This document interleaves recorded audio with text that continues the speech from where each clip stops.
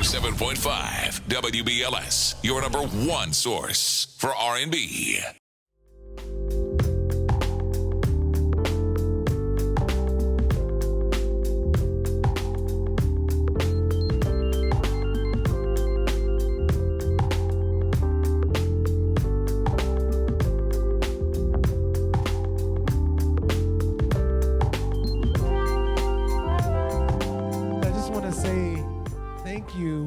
First off, to all of you who came to listen to this music and for the years of support, you can't imagine. I know how frustrating I can be to you guys because it takes forever, but I always take the time because I put time and love into what I try to do for you. And I just want to thank you with all my heart and soul for being so patient, and I hope that you like what you heard and saw today. So thank you for coming. Well, I think I speak for everybody when I say that you are a truly beautiful man. You are,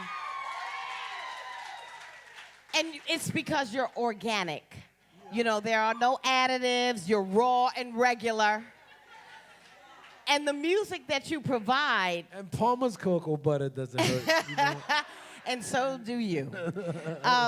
But you make us feel oh so necessary, as Jerry Bledsoe used to say. And it is in your lyric, but it seems to me that a lot of your lyric comes from being hurt. Have you been hurt that many times? I mean, I'm hurting right now. I'm telling you, I could hook you up. But in a good way. I keep telling you. I'm in a good hurting way right now. I just had some whiskey. I'm feeling right. Where's my bottle, damn it? But you say heartbreak is always at the core of most of the things you write. Why? Is it because your heart has been broken that much? I just think that the African American tradition is pretty much rooted in some sort of sorrow. I think that when we were coming over those waters in those Irish ships, and as Africans who were being sold by Africans, we connected with the Irish and their, music, and then we merged our music into blues, gospel, soul, funk. I mean, it's just was the music and the drum was always in us. So I feel on some level we use music as medicine for the internal issues that we have being who we are, especially being in a world like this where race relations and race issues are so, so paramount. At the end of the day, we're all just races. We're not races, actually. We're cultures. We're all culturally connected. So I'm just happy that at the end of the day, I can use the pain that I feel to not only connect with all of you, but to be connected to you. So I feel like it's the greatest blessing of my life was being able to have a psychiatrist that I call music. And we all share that same thing together. Yeah, it seems like a whole lot of us like to use psychiatrists because if that's what it is that links us. I'm just going to ask for those of you who are standing to please sit because there are people behind you who can't see, if you can. I appreciate you standing, so that everybody can see. This is crazy. I can't believe this is happening to me. But, you are the man with the lyric. I mean, one of my favorite songs is, has the lyric, I'll give you the air that I breathe. I'll give you the blood that I bleed. That's some deep love. That's some crazy, crazy love. She didn't want to say love. She wanted to say something else. But now you got 1990X, and you come with those same kind of lyrics. What's the inspiration behind 1990X, and why 1990? Well, because it's the golden era of music in my opinion. I mean, well, look, I can say the 70s, the 60s. I mean, all music has its era. But in 1990, we were introduced to Biggie, Pac, NWA, Sinead O'Connor. I mean, there's so many things that happened in the 90s. I was fresh out of high school. I was, a young man who had a dream. So for me, 1990X, and X meaning, a kiss, it's just my ode to the era that I stepped into. I'm 43 years old out here. I'm not trying to be nothing but who I am right now. It took me a long time to feel okay about being the weird guy at school with the guitar and everything, and the guy that was, always drawing something. And I never thought that anything like this could happen, because coming from such diverse background, and I say this a lot, and I think I'm grown enough to be able to feel comfortable about saying it, is I never thought that, because when you're coming from the Caribbean situation, being Haitian, being Puerto Rican, you don't feel like you have that perfect story that most of your contemporaries have. Like my wonderful D'Angelo, who I think is one of the greatest musicians, is D'Angelo out here, and you got Erykah Badu from Houston. I didn't have that story. I was from Brooklyn. My family was from this, So I feel like WBLS certified me black, and I feel very happy about. And you're very welcome. My certification. Yes, because that you are. And you brought so much joy to us over the years through your music. Lake by the Ocean being the latest single. It means, I think, if I talk to 5 people in here, they'll give me 5 different stories on what it means to them. But you know what? I took the pleasure of writing down your definition to this doggone video. All right. And I said to myself, I'm just not that deep. I have to admit it. It says, Maxwell says that this video depicts a world in need of water and 2 clandestine lovers who meet with liquid dreams, one being the bare-boned need for clean water, and another, the performer who wants to be lost in the watery worlds of love and devotion. I need to get in touch with my deepness. What does that mean? Please, Maxwell. I was just trying to sound smart. Yeah. And deep. It was all about trying to get some, I mean, fellas, we know what we talk about, right? Yeah. You gotta say what you gotta say, right? No, I mean, for me, it's like, you got to know I'm on this whiskey, so I'm feeling right. Okay? Yeah. And it's Japanese, okay? It's it's fancy. It's top shelf. But at the end of the day, it's for me, a lot of things that I try to do musically. This is why it's so difficult for me to put records out, because so many trends are happening, and so many people say they talk about so many brands and cars and sneakers and things like that. And as African Americans, we really do get caught up in that NI rich type stuff, which of course I got. I like my chains and everything, but I try to keep it so that it can be something that you can listen to, something that I can perform when I'm 60 one day. Something that you can bring, which is amazing for me when I look out into the audience at times, when I see grandmothers and I see, the daughters of the grandmothers and the children of the daughters, and that this music has stood that sort of test of time. Yep. So for me, that's why I'm so specific about never being misogynistic towards women, and also, not trying to make everything be about money and be about what you got, and trying to make it be more about what you are and what you are inside and what you can be as a human being and as a human soul. So that's kind of why it takes so damn long, guys. Yeah. Well, I think that's a testament to your talent, because how many in here in your 20s? What? How many in your 30s?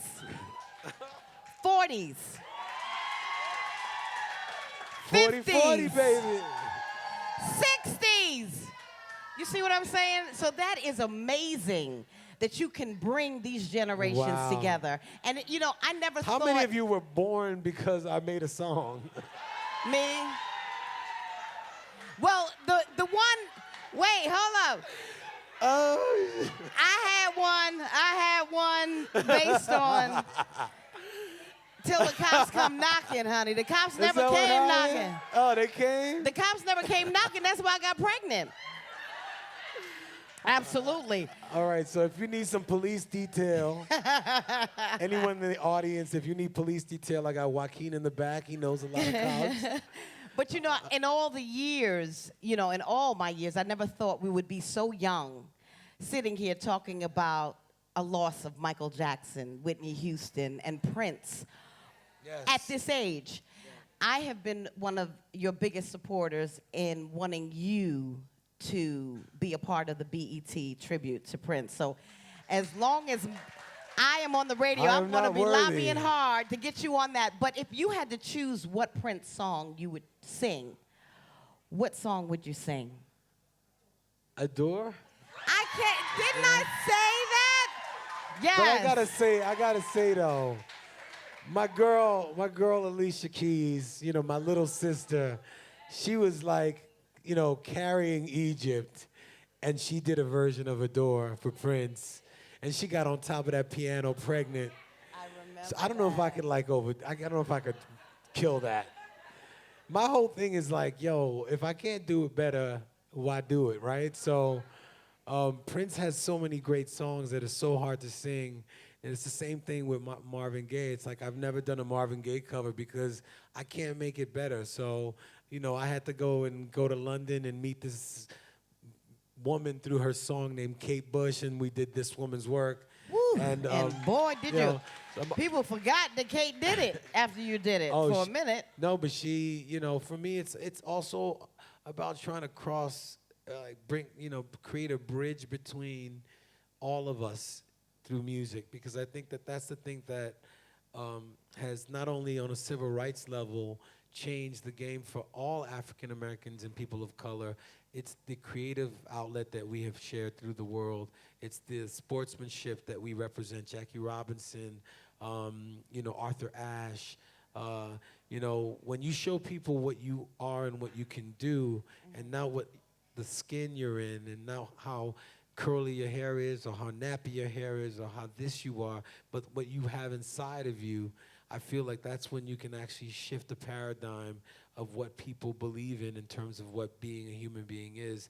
And so I feel like, you know, I'm so proud to be part of a tradition that, you know, the music is the thing that breaks through. And This Woman's Work, I chose specifically because, you know, she was a woman, she was not of my race, and I had no idea that so many of us, you, would connect with a song in such a way and not even know that this is not even a, you know, this is just music. And that's kind of why I feel like it's so important now with what's going on in the world today, specifically with, you know, Black Lives Matter and Ferguson and Trump and all that kind of business, that we unify, that we stop separating ourselves, that we connect ourselves with the fact that we are Americans, that, you know what I mean, and hold to that connection, which is a broad connection. You know, and I know that being American for an African American or black person is different than it is sometimes for a white person.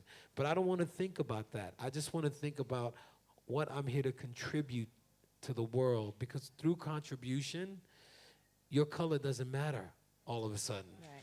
You know, so can I get a shot? Well, you know what? I want to ask one final question. When people pick up this album, because matter of fact, you can pre-order it, you know. You already did. Okay, good. Pre-order the album. Thank you so much, by the way. Thank you. But when they pick up this album, when they finish it, what are you hoping that they're going to feel or know more about Maxwell?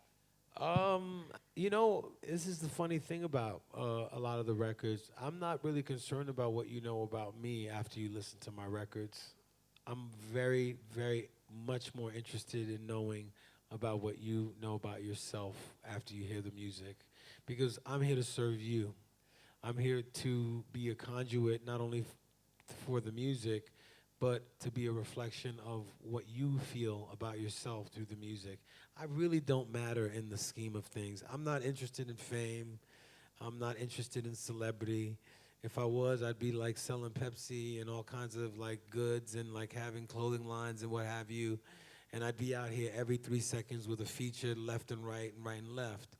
I care about going through life, experiencing life for what it is, and bringing you something that allows you to see something about yourself that you didn't know. And that's kind of where I stand with Right. what I hope you get out of Yeah. Black Summers, the second installment Second of the trilogy. installment of this Yeah, series that we're gonna throw you in the lake or the ocean if you ever take 7 more years to come out with the next installment. Am I right? Thank you very much. Well, I'm lucky I'm from the Caribbean. I can swim.